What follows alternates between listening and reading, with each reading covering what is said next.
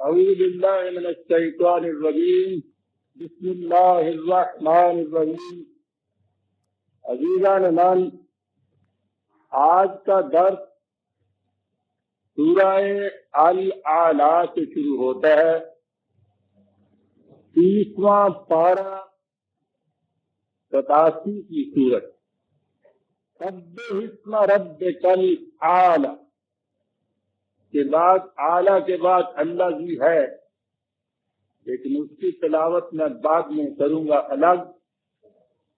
سبح اسم ربک الاعلیٰ۔ اب آپ کو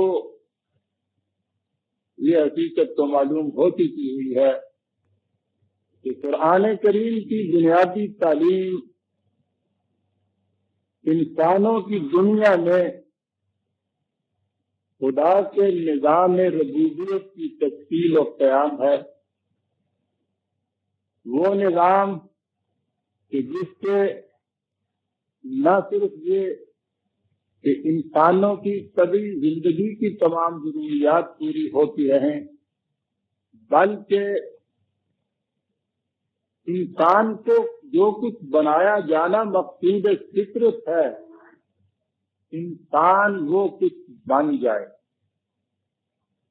اور یہ چیز انفرادی طور پر نہیں ہو سکتی، یہ اجتماعی زندگی ہی میں ممکن ہے، یہ معاشرے کے اندر ہی ہو سکتا ہے، اور اسی کو نظام کہا جاتا ہے۔ ایسا نظام کہ جو انسان کی طبعی ضروریات پورا کرنے کے بعد اس کی مضمر صلاحیتوں کی نشو و نما اس انداز سے کرے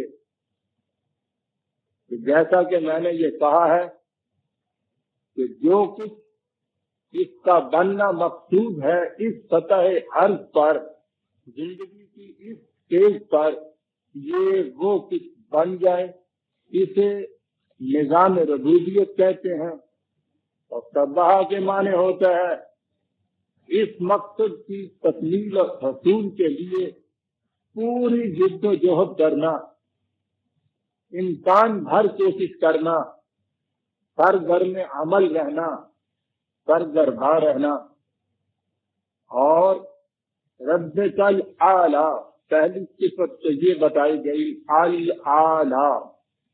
قانون کی زبان میں ایک لفظ اقتدار اعلیٰ ہے، اسے انگریزی زبان میں ساورنٹی کہتے ہیں، کہ جس سے بلند کوئی اور اتھارٹی نہ ہو، آخری فیصلہ کرنے والی اتھارٹی۔ دنیا کا کوئی بھی نظام اور آئین ہو، اس میں یہ اتھارٹی ایک فرد کی ہو، افراد کی جماعت کی ہو، بہرحال انسانوں تک جا کے رک جائے گی۔ انسانوں کی دنیا میں انسان ہی ہوں گے جنہیں یہ ہائیسٹ اتھارٹی اقتدار اعلیٰ سونپا جائے گا۔ اس کے بغیر کوئی اور صورت ہے ہی نہیں جو انسان وضع کر سکے۔ انسان اپنے سے بالا تر تو یہاں کوئی اور ہے ہی نہیں کہ جس کو یہ اقتدار دیا جا سکے، اور یہی وہ مقام ہے جہاں قرآن کے نظام حکمرانی اور انسانوں کے ذہن کے تراکیدہ نظام حکومت میں بنیادی فرق آتا ہے کہ اس میں اقتدار اعلیٰ انسانوں کے ہاتھ میں نہیں رہتا۔ وہ کتنے ہی آپ کے ہاں کے منتخب کردہ اور برگزیدہ کیوں نہ ہوں، اس میں بہرحال ایک انسان دوسرے انسان کا محکوم ہو جاتا ہے، اور جو ہی کوئی ایک انسان دوسرے کا محکوم ہوا، احترام انسانیت ختم ہوا، اور احترام انسانیت کو جہاں کہیں ٹھیس لگی، انسانی ذات کی نشو و نما رک گئی۔ اور چونکہ مقصود ہی یہاں انسانی ذات کی نشو و نما ہے، اس لیے اس میں احترام انسانیت تو مقدم فریضہ پری ریکویزٹ کنڈیشن ہے، اور وہ اسی صورت میں ہو سکتا ہے کہ کوئی فرد نہ کسی دوسرے کا محتاج ہو، نہ کسی دوسرے کا محکوم ہو۔ تو محکومیت اسی صورت میں ظاہر ہو سکتی ہے کہ جب اقتدار اعلیٰ انسانوں سے اوپر کسی کے ہاتھ میں ہو، اور انسانوں سے اونچا تو خدا ہی ہو سکتا ہے، کوئی اور نہیں ہو سکتا، تو یہ وجہ ہے کہ قرآن نے اپنے نظام کے اندر اقتدار اعلیٰ خدا کو دیا ہے، انسانوں کو نہیں دیا۔ لیکن خدا خود آ کر تو پریزیڈنٹ کی کرسی پہ نہیں بیٹھ سکتا، اس کے اقتدار اعلیٰ کے معنی کیا ہوں گے، عملاً وہ کیسے ایکسرسائز ہوگا؟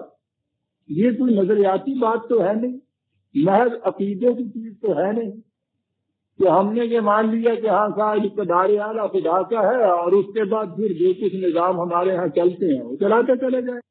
وہ تو عملی شکل دیتا ہے، اور عملی شکل اس کی یہ ہے کہ اس نے اپنے ان قوانین اور آئین کو وحی کے ذریعے سے نازل کر کے اس کتاب کے اندر محفوظ کر دیا، اور اس کی حفاظت کا ذمہ خود لے لیا، اور اس کے بعد یہ کہہ دیا کہ من لم یحکم بما انزل اللہ فاولئک هم الکافرون۔ کافر و مومن کے اندر حد امتیاز یہ ہے کہ جو اس کے مطابق حکومت قائم کرتے ہیں وہ مومن کہلائیں گے، جو اس کے مطابق نہیں کرتے ہیں وہ کافر کہلائیں گے۔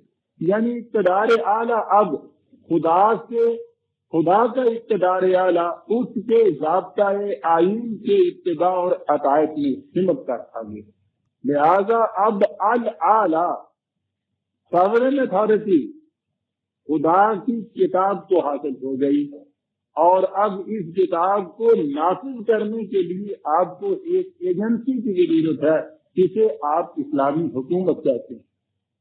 اسلامی حکومت اپنے قوانین دوسرے انسانوں کے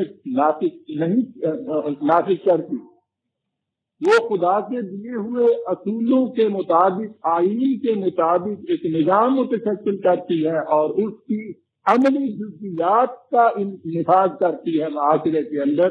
اس طرح سے یہ ساورنٹی، اقتدار اعلیٰ، وہ خدا کے ہاتھ میں رہتا ہے، اور انسانی حکومت اس اقتدار اعلیٰ کی تنفیذ کی ایک ایجنسی ہو جاتی ہے۔ تو پہلی چیز تو یہاں یہ کہہ دی کہ مقصود ہے تمہارا خدا کے نظام ربوبیت کو عملاً متشکل کرنا۔ اس میں پہلی خصوصیت یہ ہوگی کہ الاعلیٰ وہی رہے، اقتدار مطلق اس کے ہاتھ میں ہوگا۔ اب اس کے بعد اس خدا کی چار صفات کہیے یا اس کے پروگرام کی چار کڑیاں کہیے، اور عزیزان مال یقین مانیے یہ چار کڑیاں 2 آیتوں کی 3 لفظوں کے اندر آئی ہوئی ہیں، اور میں پوری ذمہ داری سے یہ عرض کر سکتا ہوں کہ اگر علم کی بارگاہ میں خدا کے متعلق صرف یہ 6 لفظ قرآن کے آتے اور کچھ بھی نہ ہوتا، علم مجبور ہو جاتا اپنا سر جھکانے کے اوپر کہ جو کسی انسان کا کلام نہیں ہو سکتا۔ اور یہ بھی پوری ذمہ داری سے عرض کر دی کہ انسانوں کی تصنیفات تو ایک طرف رہی، دنیا مذاہب میں جن کتابوں کو خدا کی طرف آج منسوب کیا جاتا ہے، کوئی ایک کتاب نہیں ہے جس میں خدا کے متعلق یہ 4 چیزیں کہی گئی، اور چیزیں یہ وہ کہی گئی ہیں کہ 1400 سال ایک طرف تو ایک طرف 200-250 سال پہلے کا انسان بھی یہاں تک نہیں پہنچ سکا۔ پہلی دفعہ انسان کے ذہن میں جو یہ بجلی کی چمک ذرا پیدا ہوئی، یہ 18ویں صدی کی بات ہے۔ ابھی میں عرض کرتا ہوں کہ کیا چیزیں قرآن ان 4 لفظوں میں کہہ گیا ہے۔ 4 میں نے اس لیے کہا کہ 2 تو اس میں اللہ ہی آتا ہے، یعنی وہ ذات، وہ خدا، اور باقی 4 رہ جاتے۔ سنیے کیا کہتا ہے، اللہ جی خلق فسوى والذی قدر فہدی۔ پہلی چیز ہے تخلیق، عربی زبان کی وسط، پھر قرآن کا انتخاب۔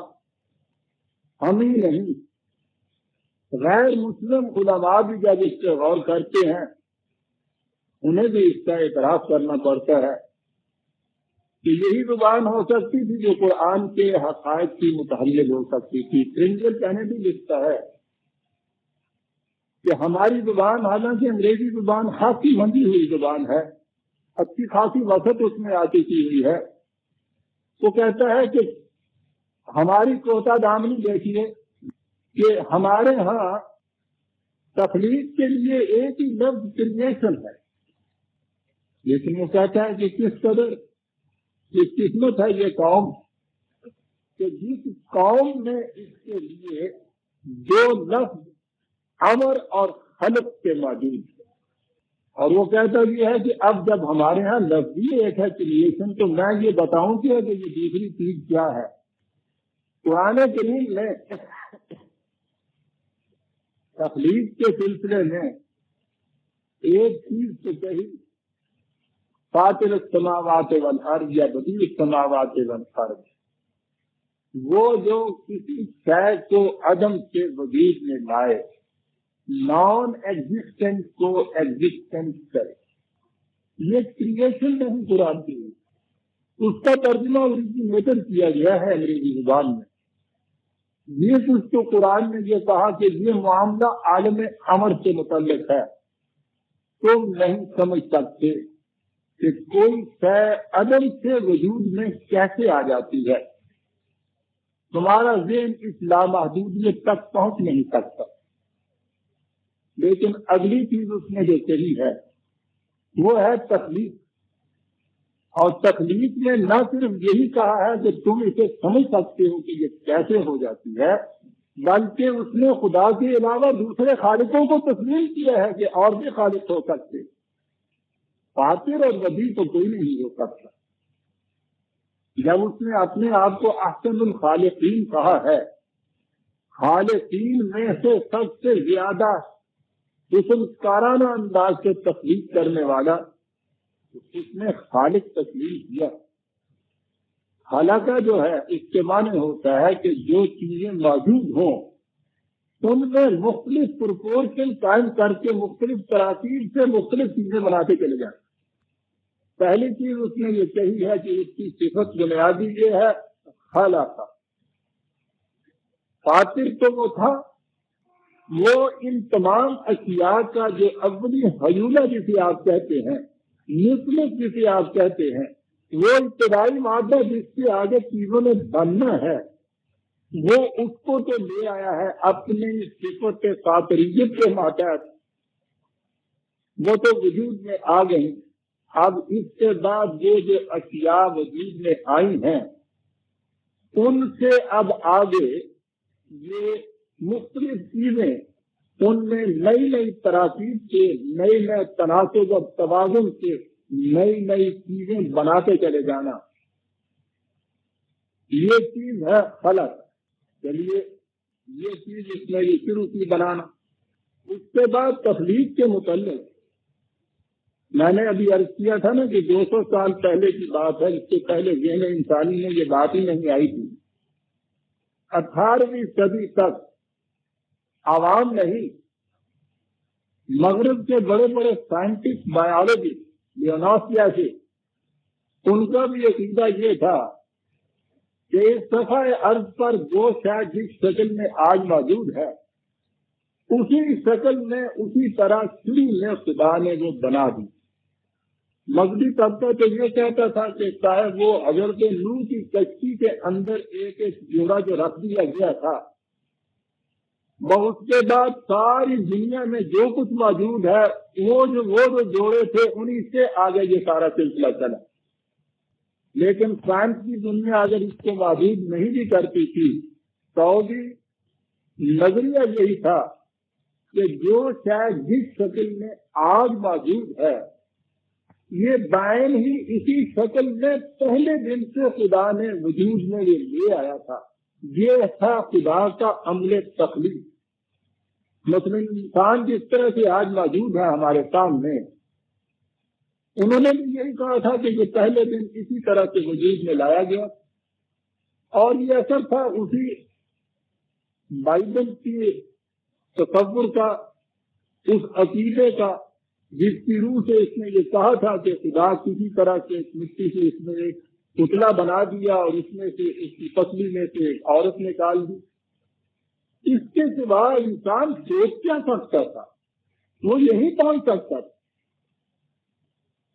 18ویں صدی تک کے سائنٹسٹ بھی یہی مانتے چلے آ رہے تھے کہ پہلی دفعہ وہاں یہ جو تحقیق ہوئی ہے ایوولوشن کی ڈارون اور اس کے ٹیم کے جتنے بھی اور سائنٹسٹ تھے، انہوں نے یہ کہا کہ بات یہ نہیں ہے، ہمیں ذی حیات کی تاریخ اور ان کا ماضی یہ بتاتا ہے کہ ہر شے اس شکل میں پہلے دن وجود میں نہیں آ گئی تھی جس میں وہ آج موجود ہے، بلکہ پہلے کچھ اور شکلیں تھیں، کروڈ فارم جسے آپ کہتے ہیں، عمدہ ناتراش جسے آپ کہتے ہیں، ان گھرتی چیزیں، اور وہ بڑی بڑی تھی۔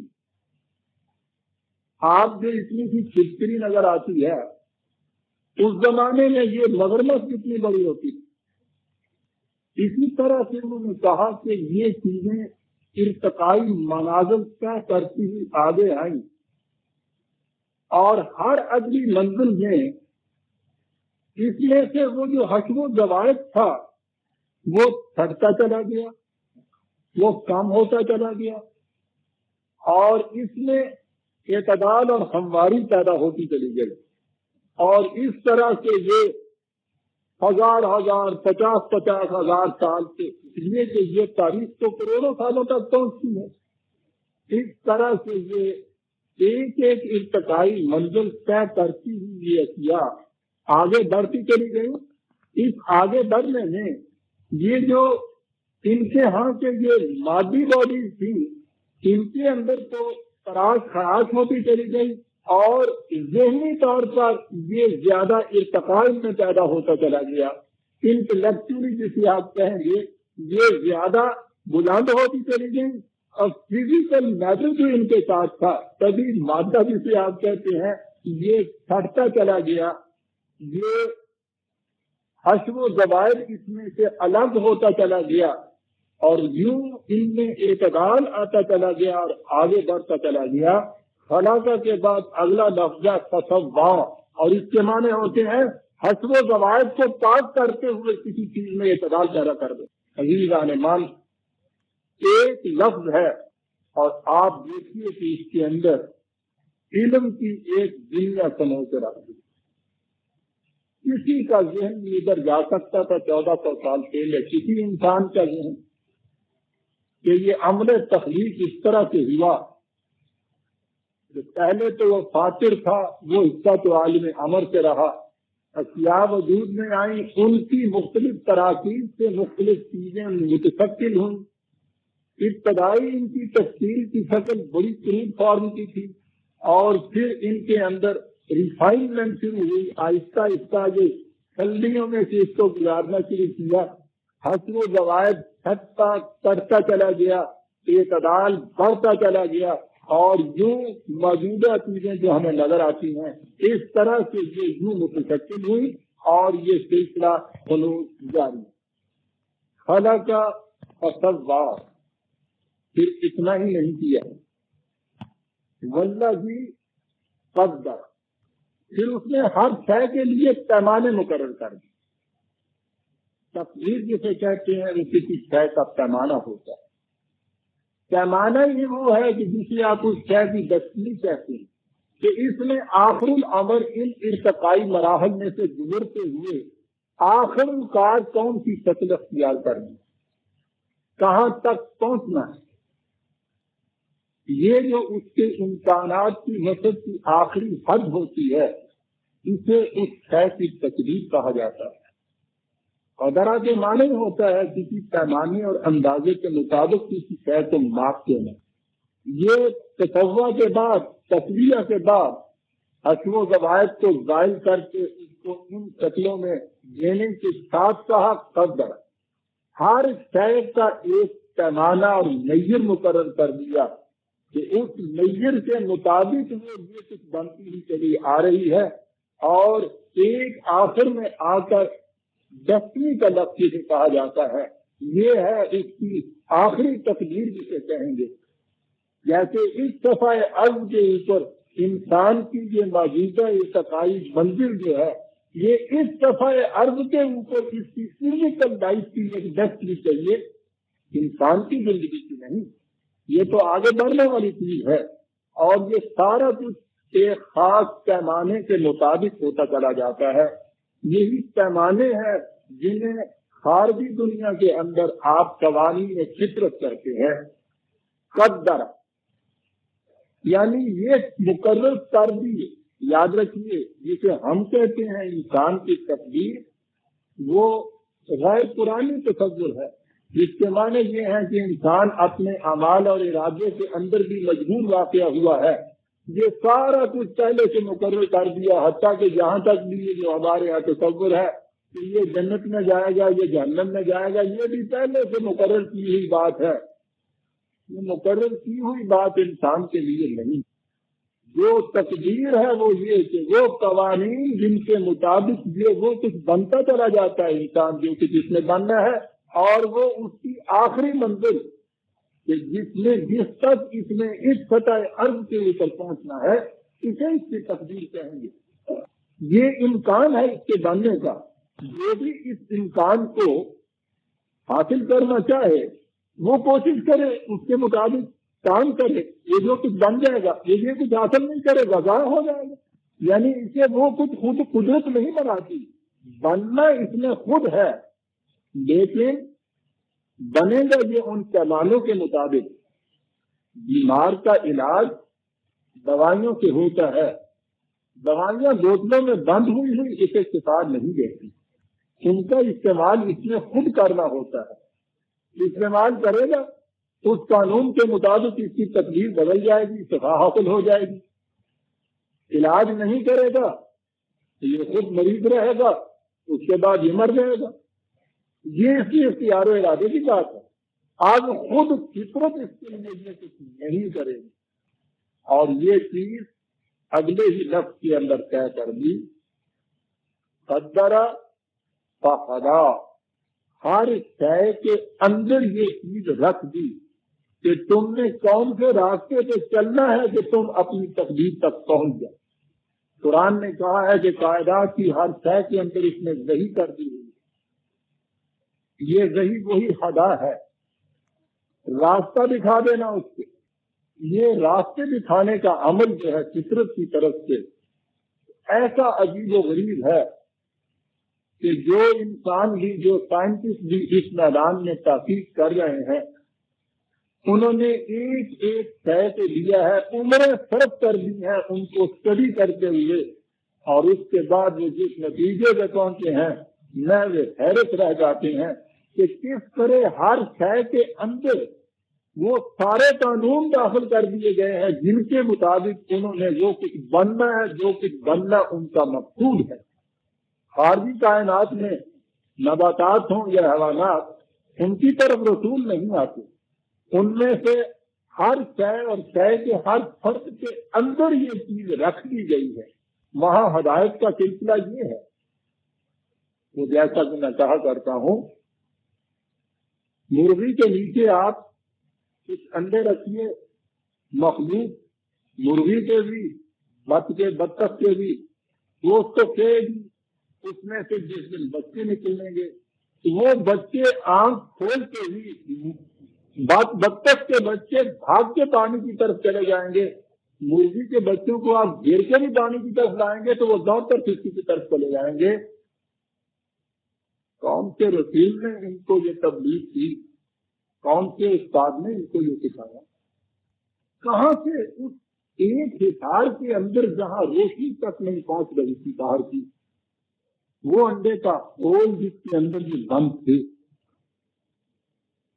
اس کے اندر ان دونوں کو الگ الگ تعلیم کس نے دے دی؟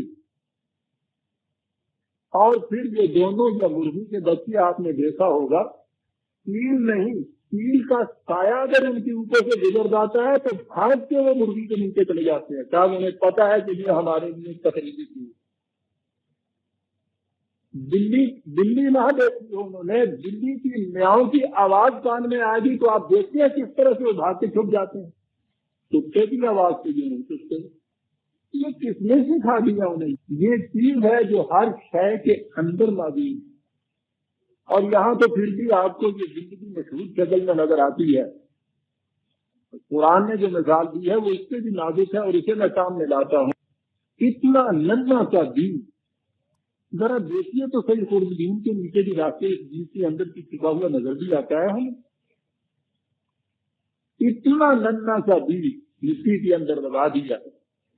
اب اس بیج میں سے ببول کا بیج ہے تو وہ کانٹوں دار کیچڑ پیدا کی. انگور کا بیج ہے تو وہ نہایت حسین اور نازک آویزوں جیسے گوشے لگنے والی بیل پیدا ہو رہی. وہ کڑوا ہے، یہ میٹھا ہے. وہ نہایت ناپسندیدہ ہے، یہ خوشگوار ہے. ایک ذرا سا ذرہ ہے اس بیج کا، ساتھ ہی زمین کے ایک ہی جگہ دونوں کو آپ مدفون کرتے ہیں، ایک جیسا پانی دیتے ہیں، ایک جیسی اس میں ہوا ہے، ایک جیسی سورج کی کرنیں ہیں، اور وہ دونوں نشو و نما پا رہے ہیں. اس لیے ایک ساری جتنی چیزیں نشو و نما کی ہیں مشترکہ ہیں ان کے لیے. ایک ان میں سے نہایت بدبودار کڑوا کانٹوں والا بن رہا ہے، دوسرا ان کے اندر سے اگر تنظیمی ہے تو پیتی نہیں پیتی ہے، یاسین کی خوشبو کیا ہے، اگر وہ اس میں سے انگور ہے تو اس کا ذائقہ کیا ہے. اس بیج کے اندر یہ چیز کس نے رکھ دی؟ کبھی یہ نہیں ہوتا کہ انگور کے بیج سے ببول پیدا ہو جائے اور ببول کے بیج سے آپ انار پیدا کر لیں. ان کے اندر یہ ہدایت رکھ دی گئی ہے، ہر شے کے اندر یہ ہدایت رکھ دی. اس کے بعد کسی اور چیز کی ضرورت بھی رہتی ہے. خلا کا ابتدائی حلیلہ دیا، فتوا اصل و ضوابط کو پاک کیا، ایک عدال کی ایک شکل دی، قدرہ پیمانہ مقرر کیا، قوانین دے دیے، فہدا اس کے مطابق چلنے کے لیے ہدایت دے دی. 4 لفظوں میں عزیزان مان اس کے اقتدار اعلیٰ کی کار فرمائی آپ دیکھ رہے ہیں کس طرح کی ہو رہی ہے. الاعلیٰ، اور یہ اس اعلیٰ کی تفسیر ہو رہی ہے ان 4 کے اندر. اور مثال وہ لایا ہے جیسا میں نے ابھی عرض کیا تھا. ویسے تو حجریات کی دنیا میں، پتھروں کی دنیا کے اندر ان آرگینک میٹر میں بھی یہ چیز آ سکتی تھی، لیکن کیونکہ غیر محسوس کی تھی تو وہاں نہیں گیا قرآن. الذی اخرج المرعى فجعله غثاء احوا، کہا اور بڑی بڑی چیزوں کو چھوڑ دیجیے. عرب بادیہ نشین نخلستان میں چشموں کے گرد جہاں وہ اپنے خیمے گاڑ دیتے تھے وہاں گھاس تو کم از کم ہوتی تھی نا. کہا اور زیادہ چیزیں تم نے نہ دیکھی ہوں، اس گھاس کو ہی ذرا دیکھ لیجیے تو یہ کس طرح سے پیدا ہوتی ہے، کیسے نشو و نما پا رہی ہے. نشو و نما پانے کے بعد اب یہ قدرہ کی چیز ایک ویکسین کی مقرر ہے، فَجَعَلَهُ غُثَاءً أَحْوَىٰ، وہ ایک اسٹیج تک پہنچتی ہے نشو و نما پاتی ہوئی. اس کے بعد وہ سوکھتی ہے، سوکھنے کے بعد کیا کسی بنتی ہے، کیا بڑھ جاتی ہے. اگر وہ اپنا رشتہ حیات منقطع کر لیتی ہے اس چرچشمہ حیات سے کہ اس کو نشو و نما دے رہا تھا تو بھی یہ کیفیت ہو جاتی ہے، وہ قبل وقت کیفیت ہو جاتی ہے. اور اگر یہ سب کچھ لے بھی لے، ہر پودا ہر فصل ایک خاص حد تک نشو و نما پاتا ہے، پھر وہ سب سے خشک ہونا شروع ہو جاتا ہے. اور اگر اس کو وہاں سے پھر وہ کاٹا نہ جائے تو اس کے بعد وہ کہتا ہے کہ دیکھو کہ کیسے وہ خود بخود کیا ہو گیا، پورا دقت ہو گیا. تو یہ ہے تقدیر ان چیزوں کی، خلق، فسوی، فقدر، فہدی، اور یہ چیزیں اس طرح سے ہوتی چلی جاتی ہے. لیکن انسان کے بچے کے اندر یہ چیز نہیں رہتی. جہاں تک اس کی کبھی زندگی کا تعلق ہے اسے تو چھوڑ دیں گے، لیکن اس نے تو انسانی سطح کے اوپر زندگی بسر کرنی ہے. انسانی سطح پر زندگی بسر کرنے کی ہدایت انسان کے اندر نہیں رکھی گئی، اور جو نہیں رکھی گئی تو یہ بہت بڑی حکمت خداوندی ہے. بڑے غور سے سننے کی چیزیں عزیزان مان، پتہ نہیں زندگی میں دوبارہ یہ وقت آئے یا نہیں. کائنات میں جس شے کے اندر ہدایت رکھ دی گئی ہے، جس کے اندر وہی کر دی گئی ہے، وہ مجبور ہوتی ہے اس ہدایت کے مطابق زندگی بسر کرنے کا. کائنات کی کسی شے کو اس کا اختیار نہیں دیا گیا کہ وہ اس ہدایت کی خلاف ورزی کر سکے جو اس کے اندر رکھ دی گئی ہے، کر سکتی ہی نہیں، مجبور ہے، صاحب ارادہ نہیں ہے۔ کائنات کی کسی شے کے متعلق نہیں کہا گیا فمن شاء فلیؤمن فمن شاء فلیکفر، تم میں سے جس کا جی چاہے اس کے مطابق چلو، جس کا جی چاہے اس راستے کو چھوڑ کے اس کے خلاف چلو۔ اس ارتقاء کی منزل میں انسان کو بولے کر سب جہاں پہنچ کے یہ چیز اس کو یہ حاصل ہو گئی ہے کہ یہ ہے قانون۔ اب جس کا جی چاہے اس کے مطابق چلے، جس کا جی چاہے اس کے خلاف چلے۔ اگر انسانوں کے اندر یہ قانون رکھ دیا جاتا تو انسان بھی خارجی کائنات کی اشیاء کی طرح مجبور ہو جاتے، سر سے انسانیت محروم ہو جاتی۔ یہ اس کا اختیار و ارادہ ہی تو ہے جس نے اسے اس کائنات میں سب سے زیادہ اعلیٰ مقام کے اوپر کھڑا کر دیا۔ ساری کائنات میں صاحب اختیار و ارادہ خدا، اور اس کے نیچے اس صفحہ ارض کے اوپر انسان، اور یہ اسی لیے ہے کہ اس کے اندر نہیں یہ چیز رکھ دی گئی۔ پھر یہ کیسے ملے گی؟ خدا کی طرف سے وحی کے ذریعے ایک فرد کا وہ انتخاب کرتا، اس کی طرف وہ وحی بھیجتا تھا۔ اس کی یہ پیدا کردہ تخلیق نہیں تھی، خدا کی طرف سے نازل کردہ وحی تھی، وہ اسے دوسرے انسانوں تک پہنچاتا۔ یہ جتنے قوانین اشیاء کے اندر وضعیت کر کے رکھ دیے گئے وہ ایسے محفوظ ہیں کہ کوئی خارجی اثر ان کے اوپر اثر انداز ہو ہی نہیں سکتا۔ یہ جو وحی دی گئی تھی اسے بھی اس قسم کا ہونا چاہیے تھا کہ اس کے اندر سے نہ تو کوئی چیز بھلائی جا سکے، نہ اس میں سے کوئی چیز ترک کی جا سکے، نہ اس میں کسی چیز کی آمیزش ہو سکے۔ یہی اس کو حق حاصل تھا نا قانون بننے کا۔ قانون میں اگر کوئی غیر چیز کی آمیزش ہو جائے تو وہ قانون رہتا ہی نہیں ہے۔ اس قانون کو، اس ہدایت کو اس قسم کا ہونا چاہیے تھا۔ کہا انسانوں کی طرف یہی ہدایت کا جو سلسلہ تھا، فہدا کا فنطرو کا فلا تنساؤ، یہ چیز اے رسول ہم نے تمہیں دی ہے۔ اب یہ جو لفظ ہے نا سیرت جسے ہم کہتے ہیں، کرا جہاں سے لفظ ہے، قرآن جہاں سے یہ لفظ بنا، معنی عام اس کے پڑھنا کیا جاتا ہے، اس کے بنیادی معنی پڑھنے کے نہیں ہوتے۔ اس کے معنی ہوتے ہیں کسی شے کو جمع کر کے محفوظ کر دینا۔ یہ قرآن اس لیے ہے کہ اس میں یہ سارے قوانین خداوندی جمع کر کے محفوظ کر دیے۔ دو شرطیں ہوتی ہیں تو پھر صورت ہوتی ہے۔ تنقرو کا یہ وہی یہ ہدایت جو انسانوں کے لیے ہے، یہ اے رسول ہم تمہیں دے رہے ہیں۔ پہلی چیز تو یہ کہ اس کو ہم جمع کریں گے۔ وہ ہمارے ہاں جو تاریخی روایات آ رہی ہیں کہ رسول اللہ صلی اللہ علیہ وسلم بھی ساری وحی کو اسی طرح سے منتظم طور پر دے کے چلے گئے، بکھری ہوئی تھی کھجوروں کے پتوں پہ، ہڈیوں پر، ٹھیکریوں پر۔ پھر رسول اللہ کے بعد ان کی گھنڈیاں پڑی، تلاش ہونی شروع ہو گئی۔ وہ لمبا قصہ ہے، آپ کو معلوم ہے، کب تک دہرائے چلے جاؤں۔ کچھ ملا کچھ نہ ملا۔ بعض آیات ایسی تھی کہ جو کھجور کے پتوں پہ بچھی ہوئی تھی، اسے حضرت عائشہ کی بکری کھا گئی، معاذ اللہ۔ وہ یہ لفظ قرت کے اندر ساری چیز موجود ہے۔ عزیزان مانی قرآن تو اس طرح سے جامع واقعہ ہوا ہے، اس کے الفاظ کے اندر یہ چیز موجود ہے۔ جمع کرنا اور محفوظ کرنا دونوں اس لفظ قرآن کے لغوی معنی یہ ہیں۔ جو جمع اور محفوظ نہ ہو اسے قرآن کہا ہی نہیں جا سکتا، اس کی قرت ہو ہی نہیں سکتی۔ سنوترے ہم جمع کریں گے، ہم محفوظ کریں گے اسے۔ فلا تنسا، اس کا نتیجہ یہ ہوگا تنسا۔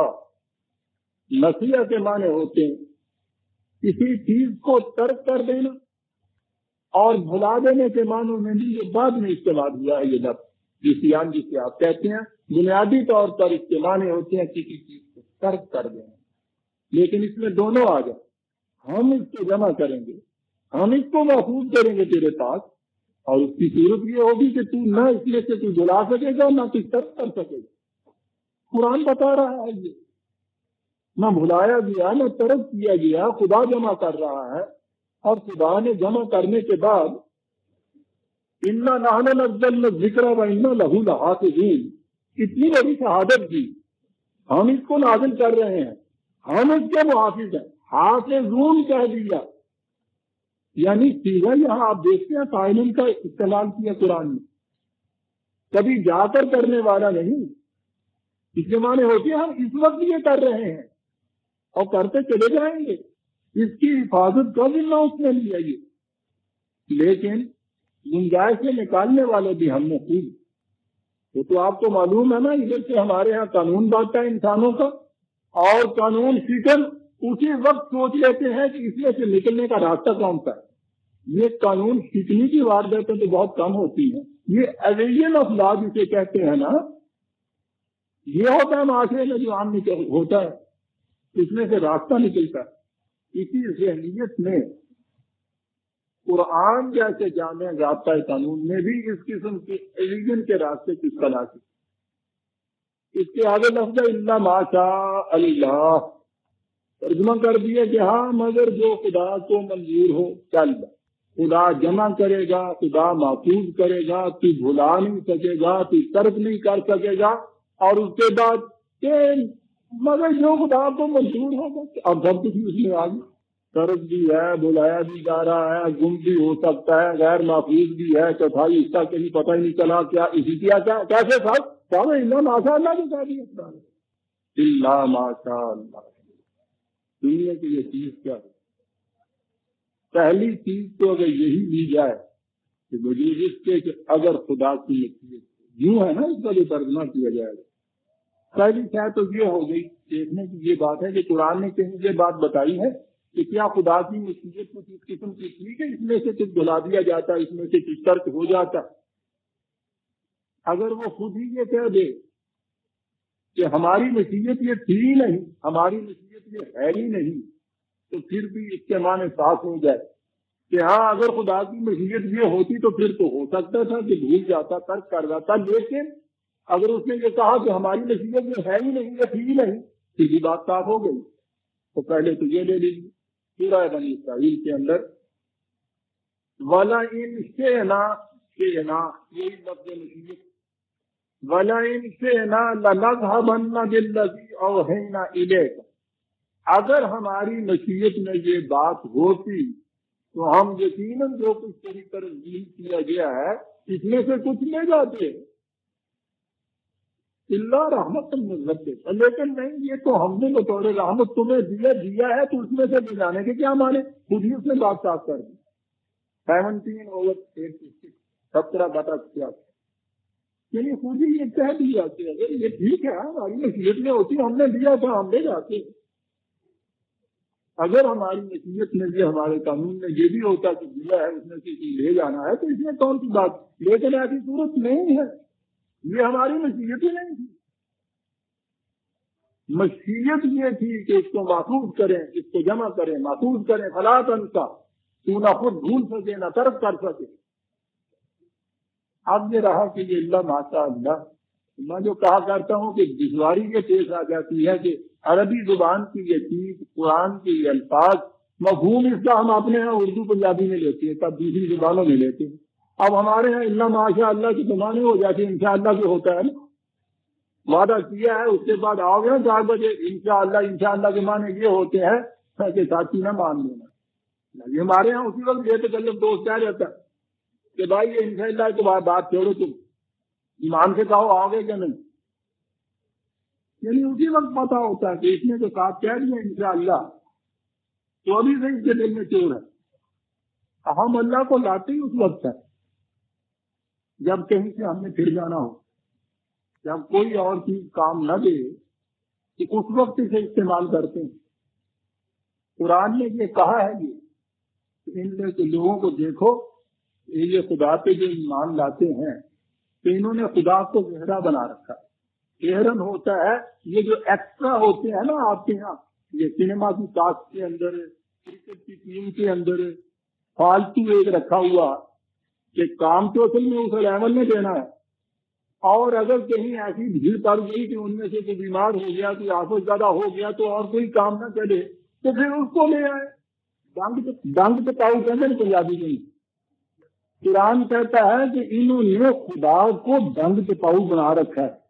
کام پہ چلانے آگے نے اپنے تو دیا نا جتنے ویسے میں کوئی کام نہ ہوں گی آگے پھنس چکے آگے اتنے اللہ نگاہ کر دیں گے. ایسے بھیجی خدا کا کیا کیا جائے سمجھ میں بات نہیں آتی. کوئی جو رہنے نہیں رہتا ہمارے اندر.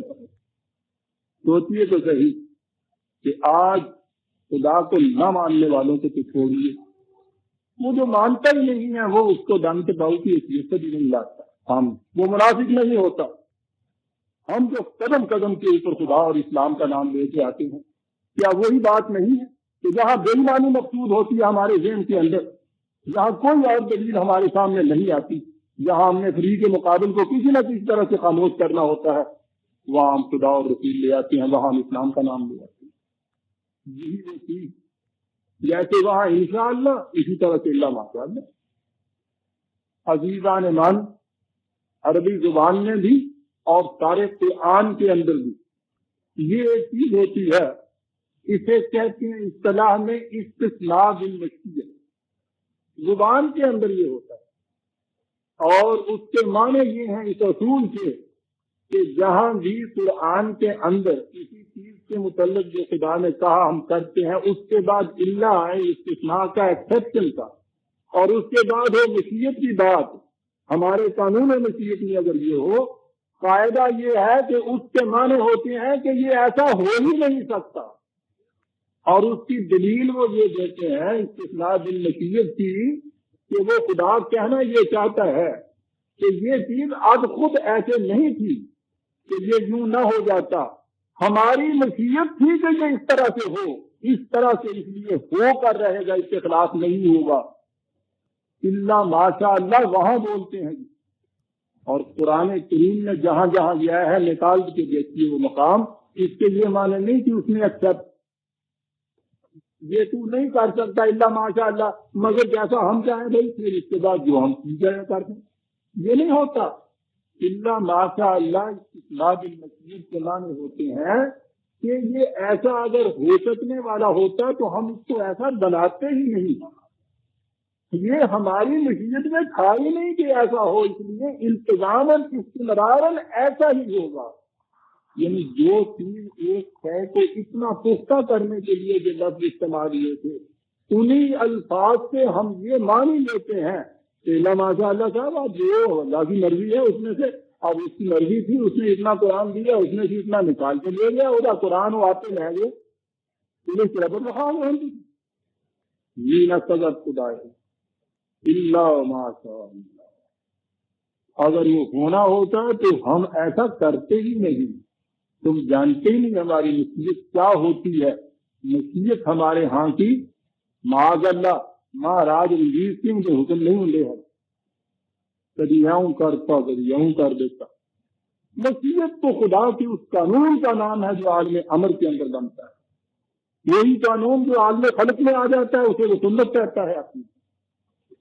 ہم اس کو جمع کریں گے، ہم اس کو محفوظ رکھیں گے، تو اس میں سے نہ کچھ ملا سکے گا نہ ترک کر سکے گا، اس لیے کہ ہماری مشیت کا یہ فیصلہ ہے. یہ ترجمہ ہے برادران دین آیا. قرآن کا ایک ایک حرف اپنی اصلی شکل کے اندر ان دفعتین کے اندر محفوظ چلا آتا ہے جو ہمارے پاس آج موجود. اسی ترتیب کے ساتھ اسی طرح کتاب کی شکل میں مدون مرتب محفوظ جمع کیا ہوا نبی اکرم صلی اللہ علیہ وسلم نے دیا امت کو، اور اس وقت سے آج تک اسی طرح سے چلا آ رہا ہے اور چلا جائے گا کہ جس کی حفاظت کا ذمہ خود خدا لے، دنیا کا کوئی حادثہ اس کے اندر کوئی تبدیلی نہیں پیدا کرتا. اور اگر کسی کو اس چیز کے اوپر بھی شک ہے یہ ایمان نہیں ہے تو پھر وہ سارے قرآن کے اوپر بھی مان اٹھ جاتا ہے. اس پر سوال ہی نہیں پھر کہ کیا آیا تھا کیا باقی رہ گیا. باقی وضاحت کی کتابوں کے اوپر سارا اعتراض ہی ہمارا یہ ہے، ورنہ ان کے من جانب اللہ ہونے پہ ایمان تو ہمارا ہے قرآن کی وجہ سے. یہ ایمان یہ ہے کہ وہ اپنے نبی کے اوپر تو صحیح اپنے اصلی شکل میں اتری تھی، اس کے بعد وہ اس شکل میں محفوظ نہیں رہی، جبھی تو دوسری کتاب کی ضرورت پڑی. اور اگر اس کے متعلق بھی یہ ہمارا ایمان ہو کہ یہ بھی وہ عزت جو تھی وہ نہیں رہی، تو ان کے ہاں تو پھر بھی گنجائش تھی کہ وہ اس پہ اپنے نبی کے بعد ایک دوسرے نبی کے آنے کا انتظار کرتے تھے.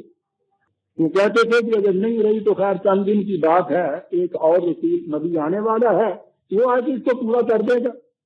آپ سوچئے کہ آپ کہاں سے رہے. عقیدہ یہ کہ وہ کتاب اصلی موجود نہیں رہی، دوسرا عقیدہ یہ کہ نبی اب کوئی آنا نہیں ہے. آپ لوگ تو ان سے بھی کیا دوسرے ہو گئے. ختم نبوت کے معنی یہ تھے کہ جو کچھ خدا نے انسانوں کی ہدایت کے لیے بھیجنا تھا، ایک تو یہ کہ مکمل ہوتا، تمت کلمۃ ربک صدقا وعدلا، مکمل ہوتی وہ ہدایت، اس لیے کسی سپلیمنٹری کی ضرورت نہ پڑتی کسی آنے والے کی کہ وہ اضافہ اس میں کرے گا.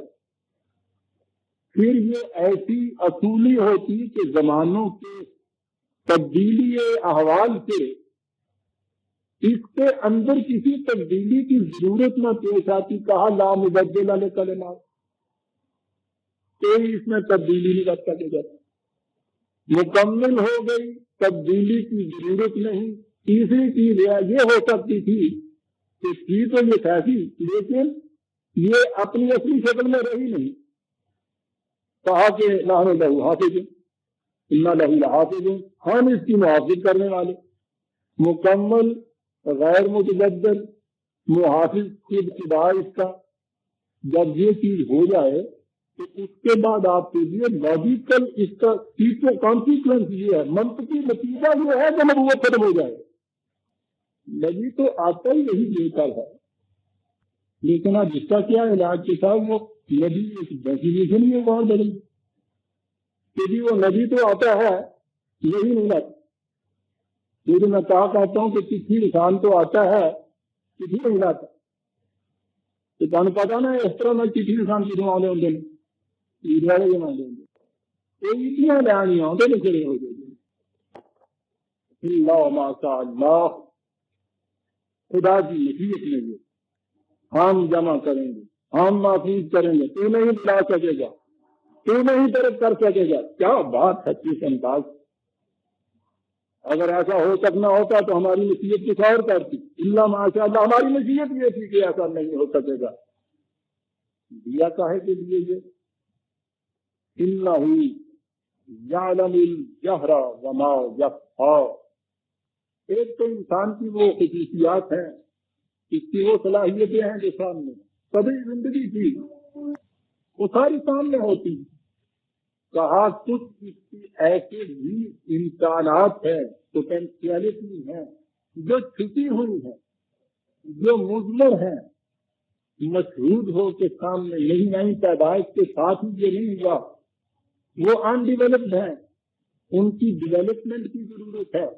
یہ انسان کی وہ صلاحیتیں جو یکفا ہیں، جو مضمر ہیں، انڈیولپڈ ہیں، چھپی ہوئی ہیں، پوٹنٹ فارم کے اندر ہیں، لیٹنٹ ہیں، ان کو ایکچوئلائز کرنا بھی ہمارے پروگرام میں تھا.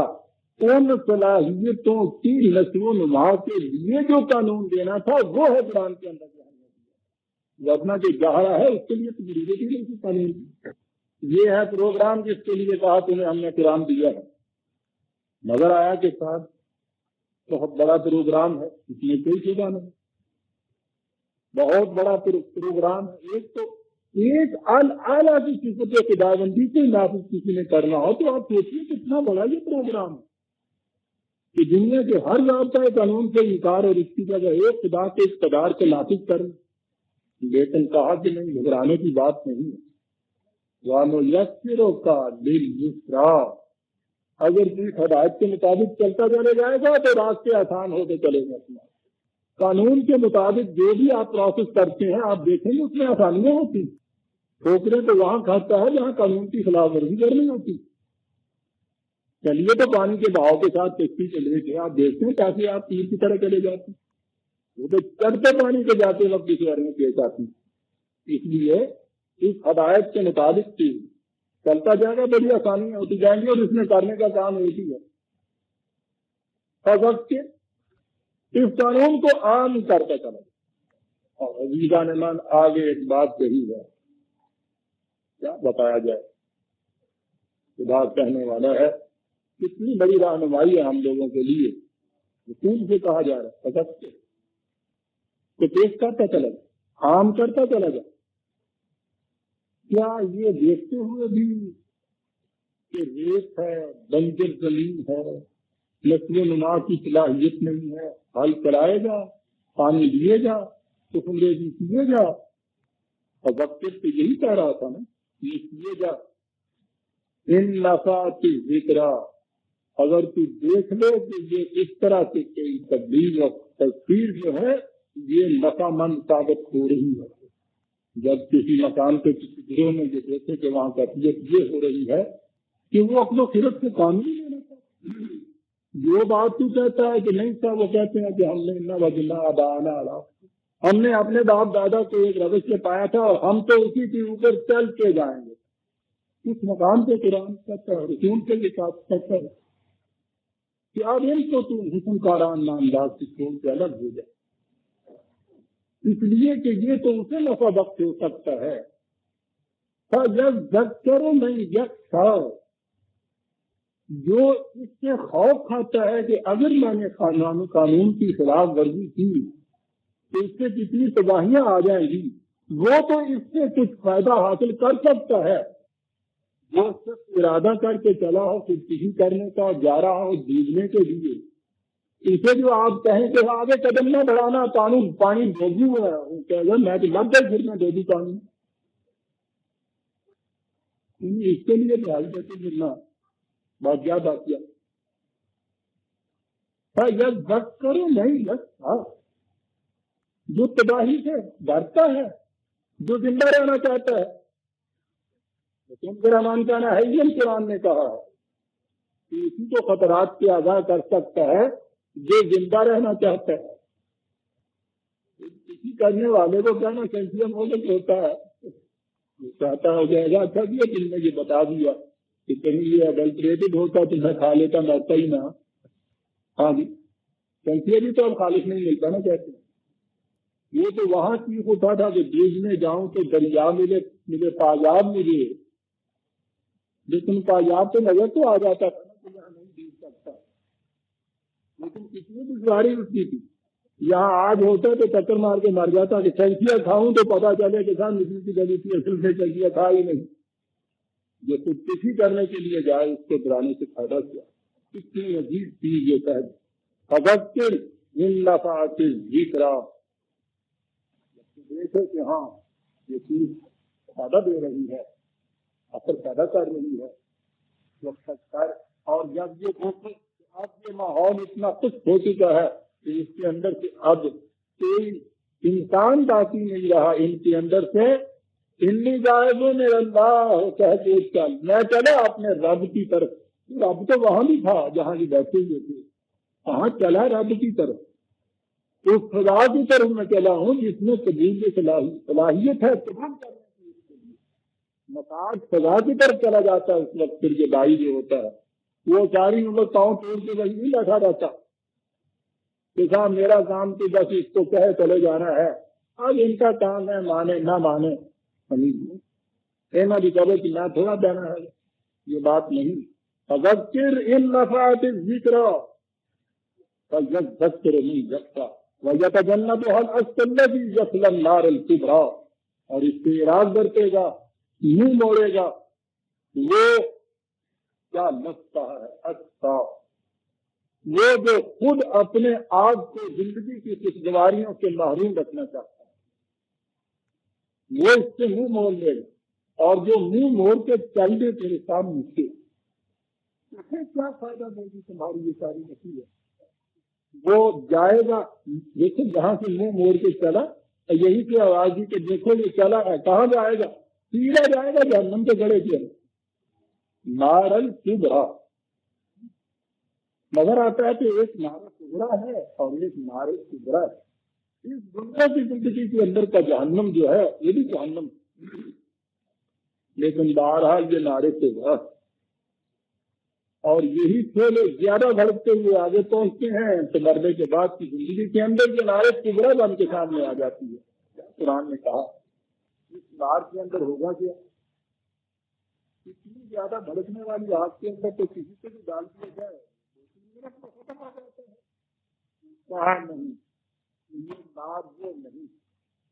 نار اللہ منہ جنتی تک چلے والن حاصل گا. یہ نار یہ آگ وہ ہے جس کے شعلے دنوں کو لپیٹ لی. جس آگ کے شعلے دنوں کو لپیٹتے ہیں اس میں کیفیت یہ ہوتی ہے کہ لا یموت فیہا ولا یحیا، اس میں نہ زندہ ہوتا ہے نہ مرتا ہی ہے. آپ نے یہ سنا ہوگا کہ جیل خانے کے اندر یا حوالات کے اندر قیدی نے خودکشی کرنے کی کوشش کی. کیا ہوتا ہے؟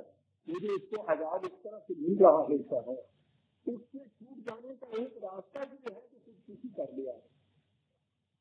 دنیا کے ہر عذاب سے انسان چھوٹ سکتا ہے، موت. اور وہ عذاب کے جس میں مرنا چاہے تو مر بھی نہ سکے انسان. عزیزان من، آپ سوچیے کہ وہ عذاب کیا. ہمارے ہاں تو پوری اصطلاح ہوتی ہے، یا ایک مردہ ہوتا ہے یا زندہ ہوتا ہے. ذہن انسانی میں تیسری اصطلاح آ ہی نہیں سکتی. وہ خدا ہی یہ کہہ سکتا تھا کہ ایک تیسری اسٹیج جو ہوتی ہے جس میں نہ مردہ ہوتا ہے نہ وہ زندہ ہوتا ہے. اس ہے مرگ کے بعد فرق. مرگ حیات بے فرق، بے عزتی کی زندگی موت ہے. تبھی زندگی جو اس میں باقی رہتی ہے. سانس تو لے رہا ہوتا ہے وہ، لیکن آپ اسے زندہ انسان کہہ سکتے ہیں. اور یہی وجہ ہے کہ قرآن نے یہ جو زندہ انسان تھے، سانس لینے والے انسان، ان سے یہ کہا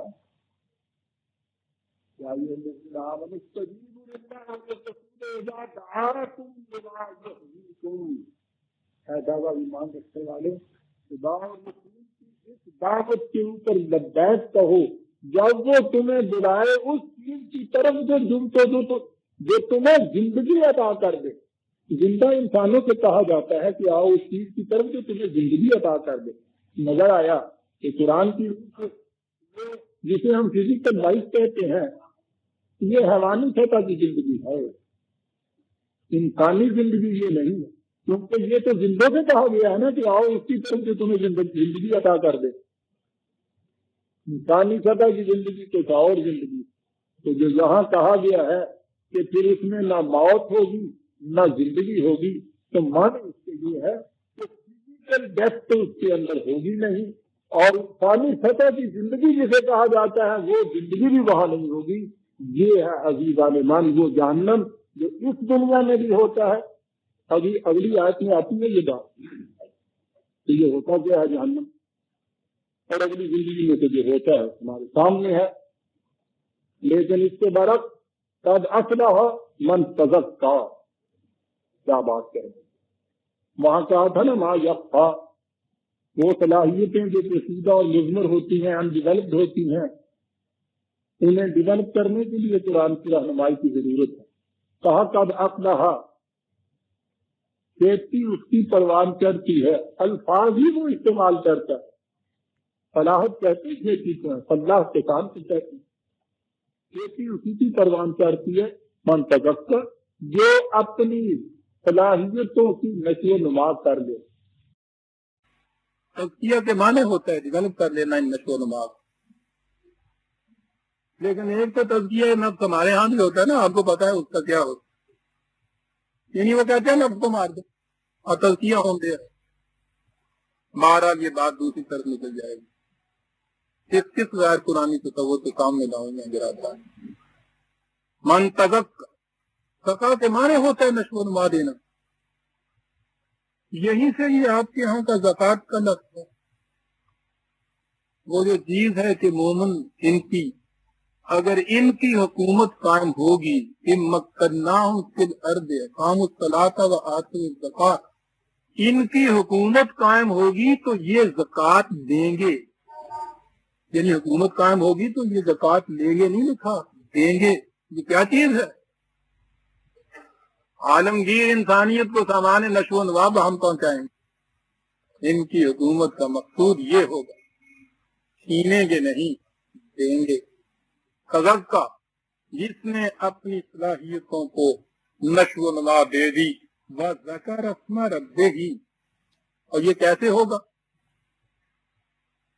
خدا پر ایمان کے معنی کیا ہے عزیزان امام؟ خدا کی ذات کے متعلق تو ہم ادراک ہی نہیں کر سکتے، اس کا ایسنس کیا ہے، خدا کیا ہے نہیں جان سکتے۔ اس نے اپنی جو صفات ہمیں بتائی ہیں وہ ذات کی مختلف فیسٹس ہیں، مختلف گوشے ہیں، مختلف پہلو ہیں، مختلف بیسک کیریکٹرسٹک ہیں ایک پرسنالٹی کے، اس پرسنالٹی کے پرفیکٹ پرسنالٹی، مکمل ترین ذات کے مختلف خصوصیات جسے صفات خداوندی یا اسماء کہتے ہیں۔ اس پر ایمان کے معنی یہ ہے کہ اگر ہم نے یہ معلوم کرنا ہو کہ ہماری اپنی ذات کی نشو و نما ہو رہی ہے یا نہیں، تو اس کے لیے تو اسٹینڈرڈ ہونا چاہیے نا، یعنی یہی ہم اپنے ذہن میں یہ فرض کرنے کی عادت ہو رہی ہے، اسٹینڈرڈ ہونا چاہیے، اور اسٹینڈرڈ سبجیکٹو نہیں ہونا چاہیے، ہمارا ذہنی نہیں ہونا چاہیے، اس سے تو ہم ہر وقت یہ کھا سکتے ہیں، وہ آبجیکٹو ہونا چاہیے، خارج میں کوئی ہونا چاہیے کہ صفات خداوندی وہ اسٹینڈرڈ، وہ معیار ہے جس کے مطابق ہم پرکھ سکتے ہیں کہ ہماری ذات ویسی ہوتی چلی جاتی ہے یا نہیں۔ یہ حد مشریت کے اندر ویسی ہوتی چلی جائے گی، اسے قرب خداوندی کہتے ہیں۔ صفت خداوندی بطور معیار خارجی کے سامنے ہونی چاہیے۔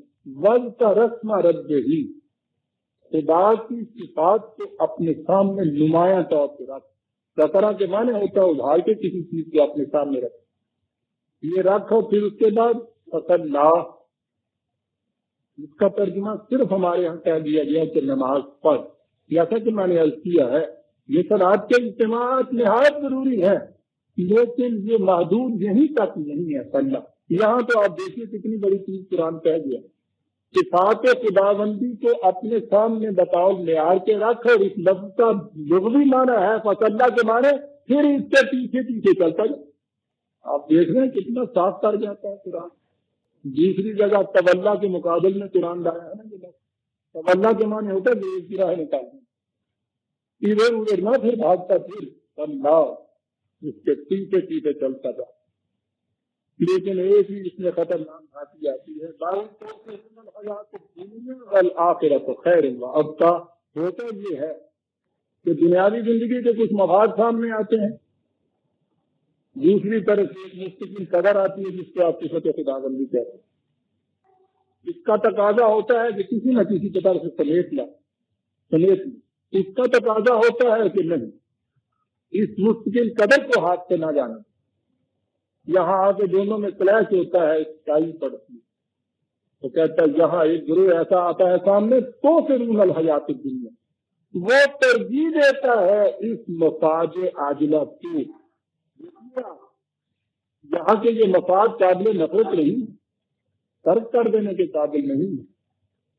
صرف ایسا وقت جب آ جائے کہ دونوں میں آپ کے تقابل کا وقت آ جائے، اس وقت اسے ترجیح نہیں دینی چاہیے۔ یہ پھر ان کہا قرآن والآخرۃ خیر وابقیٰ، اس لیے کہ مستقبل کا جو ہے زندگی انسان کی وہ اس سے کہیں بہتر ہے، اور بہتر کے ساتھ کہا اب وہ ایسی ہے جس کو بقا نہیں ہوتا، اسے بقا نہیں ہوتا۔ اور یہی معیار یہاں کیا، نیک عملی جسے آپ کہتے ہیں، اس کے لیے قرآن نے ایک ہی معیار قرار دیا، یاد رکھو نیک عمل کا تمہیں بتائیں کہ معیار کیا ہے، جو شے نو انسانی کو نفع پہنچانے والی ہوگی وہی باقی رہ سکتی۔ اب یہ جو ابقا کہا تو انسان کے وہ اعمال اس کو بقا بخش سکتے ہیں جو اعمال نو انسانی کے لیے نفع بخش سکتے ہیں۔ یہ جو بات ہم نے تمہیں کہی کہ پہلی بار نہیں یہ بات کہی، یہ تو جس دن یہ سلسلہ کائنات وجود میں آیا تھا فطرت کے قوانین ساتھ ہی وجود میں آ گئے تھے، بلکہ اس سے پہلے ہی آ گئے۔